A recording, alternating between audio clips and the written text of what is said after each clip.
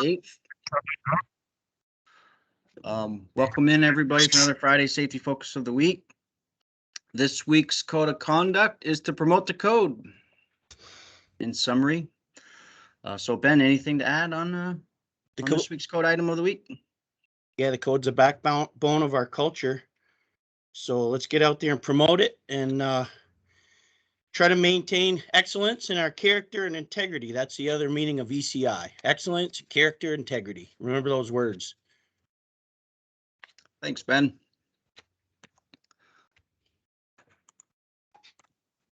So an excellent job this week. Another 7 days without a recordable injury.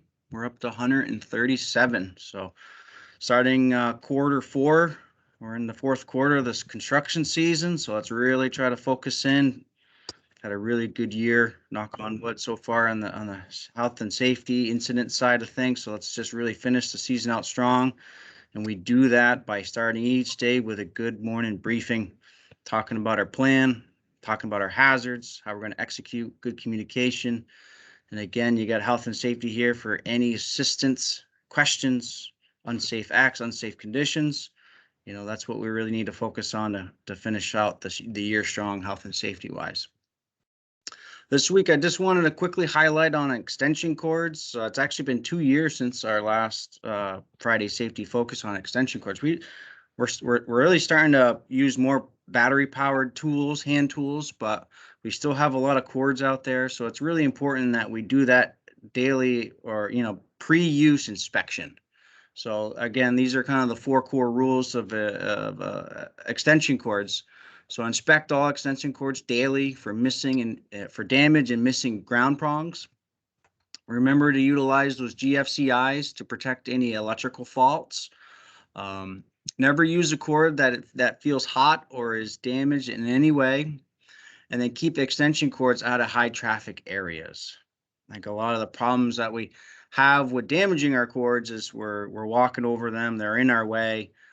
So again, that all comes to kind of pre-planning and a nice safe setup ahead of time.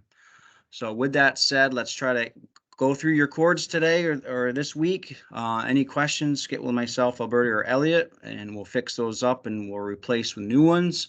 And the same thing, check those GFCIs, run that test, make sure it's working properly, because again, no one wants to get zapped by using a defaulty cord.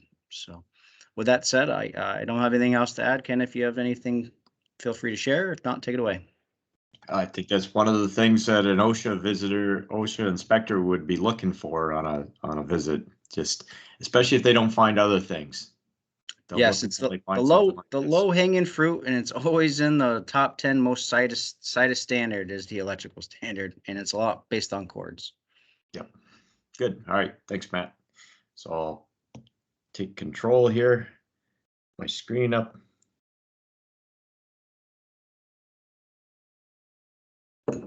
And this should be it. Okay. Can you see my screen? We do. Yep. So a couple announcements today. Congratulations to Lee Brown.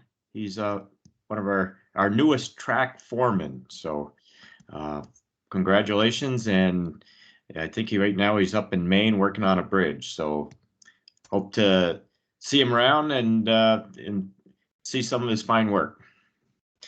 So also the ECI flu clinic has been announced that will be held on Friday, October 22nd, right after safety meeting.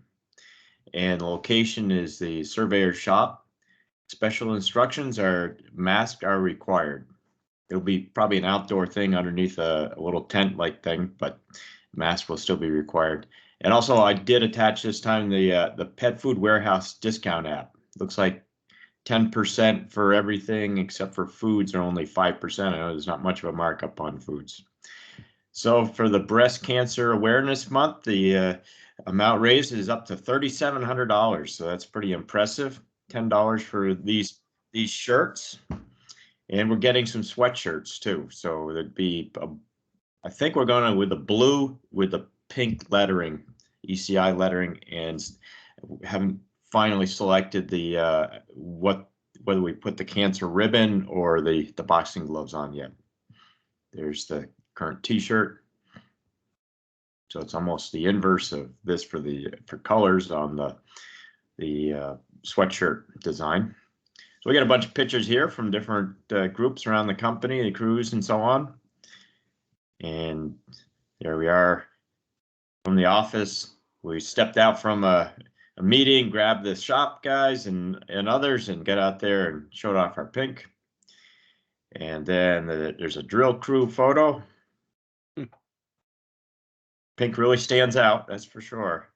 There's the crew out front on the Wilson Road job, including drivers. And this is the PT 360 group. There's Amy in the third from the right. More PT 360. This is their little image they sent us. And then Champlain Medical sent us over a photo, which is another great little photo of their team helping to participate in the cancer awareness and the fundraising, all with their ECI t-shirts. So great, cool thing. And there's more t-shirts available. And like I said, there'll be sweatshirts coming available soon. Because it is sweatshirt season, you know. Or, well, today's not going to be, but in general, it should be. It's coming for sure. So I've also left, again, the ECI Primary Wellness Program on here. The primary care program is listed on the document link. If you haven't done it, that's a good time to sign up. When things are good, that's when to get involved and sign up for this program. When you have a health issue, it's a lot easier, better, and it's really part of the policy to start before you have some kind of health condition that's just starting up. For weather outlook, we've got some decent weather, looks like for the next week or so, and should be some good working weather. Temperatures are in the 60s and 70s, and not too much rain on the forecast.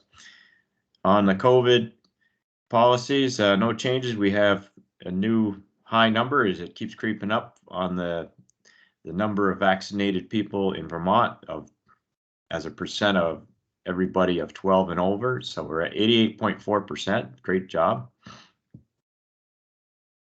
And for the project this week, we are highlighting the Dorset NH 19-224, and that's in East Dorset.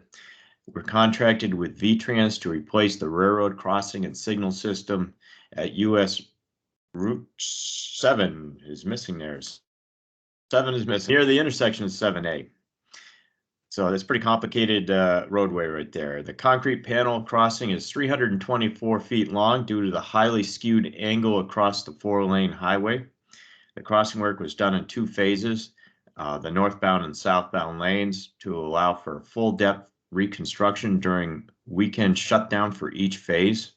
The 4-lane highway with wide shoulders allowed for continuous 2-way, 1-lane traffic each way during the shutdowns. The railroad shut down, so we didn't really shut down the highway, but just the railroad. The crossing has a unique foundation with 8 inches of asphalt on 6 inches of subbase of dense graded crushed stone, and the ballast stones placed on top of the asphalt. This detail complicated our effort, which was all required during the weekend shutdowns. I'll show you the image down below the detail. The project was essentially our first job on the new working mill, new in quotes because it's new to us, and the Caterpillar, the M320F high rail excavator. So this shows you how skewed the angle is and why that crossing is so long. There's 2 lanes in each direction, north and southbound for Route 7. The Route 7A entrance ramp to 7 is that highway on the top of the screen there. So the entrance is right there. It's a complicated area, a lot of high-speed traffic. So here's a plan view and a profile. And you can see this lower level. You see the double layer of asphalt underneath the track section.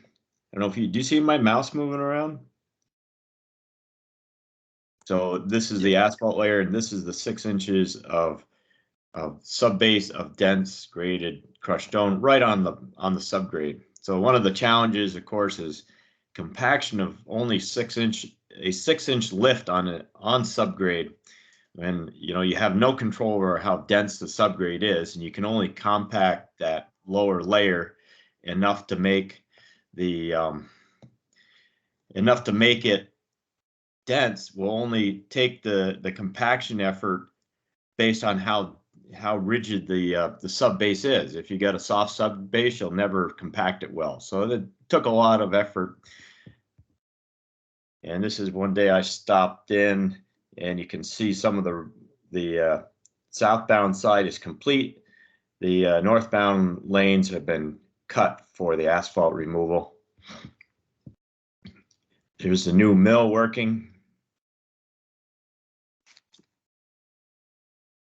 And then they tore apart the existing track structure and removed down the subgrade on the weekend shutdown, on one of the weekend shutdowns. I think this is the northbound lane. Carved that out good. There's also a conduit, existing conduit, which I think we'll see that later. But that existing conduit, I believe, was removed and put back in place. It's fairly new. There's some of the compaction going on with our 10-ton vibratory compaction compactor for asphalt paving. And you see it certainly does a good job, but when you don't have a good rigid subbase, it takes a lot of extra effort. Shouldn't take that many passes with a 10-ton roller like that on a 6-inch lift. There we are putting down the asphalt. The pavers down in the cut there, and they're handing asphalt off using the high rail excavator. In this case, not high rail, but it's a rubber tire excavator. A little bit closer up view. Lots of inspection going on there. And then they set the panels back in after they rebuilt it, new ties. Probably new rail, I'm not sure about that. Now they are putting the ballast in and lining the track and tamping the ballast. Cool, I like to see. It's cool when all the guys are there kind of working it and lifting it and levering it over. And there's our completed work from, I think, from yesterday. There's a little bit closer up. You can see the concrete panels. And I believe that looks like they're doing the line striping as that photo was taken. And that's what I got for the project. For the photo archive, wasn't too hard to find another one from East Dorset. This is the same crossing. Oops. For some reason, I got Paul Sabern and Ben Dow there. That That's not us. That's not you. No. What happened? It's okay. When I edit it, I can't always see the other text, so I missed that. But if you look, some of the same equipment, it looks like one of the 330s and the Bomag roller. I think both of those are probably on this same job. This is the 2008 work, and that was, and here we are 13 years later, and we're rebuilding a crossing. One of the reasons, of course, is that, salts get down in the rail, and of course, impact of heavy traffic and plow trucks and everything take its toll on those grade crossings. The panels get worn out. And of course, it's hard or impossible for the railroad to maintain the underlying track bed, the ballast and everything, and the rail height and the rail alignment and the super elevation and everything. I think this is straight track, but it's impossible once you're paved in. So it only lasts so long. That's what I got. I'll turn it back over to you, Matt. Have Thanks, a safe Ken. day out there. Yes. Thanks, Ken. Okay. Really professional looking job down there in East Dorset. Pretty Yeah, for sure. impressive. pretty impressive job. Yep. Well, Okay. thanks everybody for tuning in. Let's be safe today. Let's enjoy the beautiful day. Yep. See you Bye. later.